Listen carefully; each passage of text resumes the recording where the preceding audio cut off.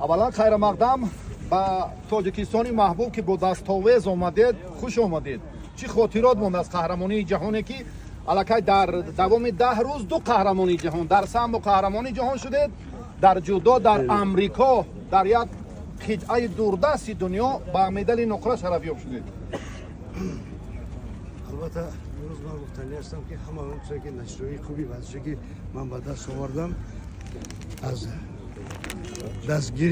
دستگیری من همین سر مربی که بازی من اونبر کردم فاروق صابرov هستند و سولوب جان دروژ از یک سر مربی دیگر هستند و البته از اون شرایطی که امروز در جمهوری ترکستان فراهم آورده شده است ما با یک دلپری میتونیم که مشغول شیم با مشق تمرین‌های زیاد و مشق تمرینی که ما در اینجا کردیم با روباری فاروق جان صابرov البته این مشق رو نتیجه خوب داد به ما.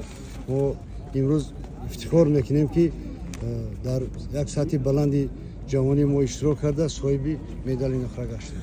کدام مرحله را میتوان مرحله مشکل یا مرکب‌تر نامید در قهرمانی جهانی جودو؟ البته به همگان معلوم است قهرمانی جودوی جهانی این آسان نیست، بسیار مشکلات زیاد دارد و در اینجا تجربه کلان در کار است و هر یک ورزشکاری که در اونجا اشتراک میکند بسیار ورزشکارای اینجا قابلیت خوب دارند و با تجربه هستند و در اونجا برآمد کردن و جای گرفتن در اونجا این من فکر میکنم که به هر کس میسر نمیشه.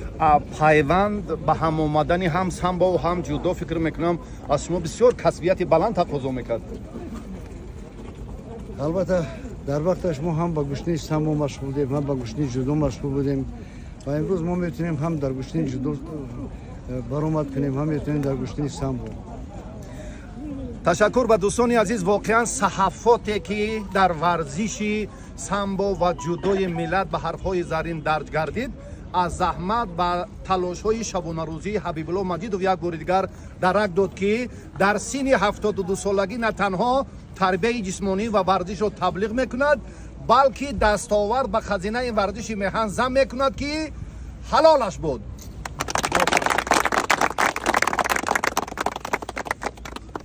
سلامت باشید.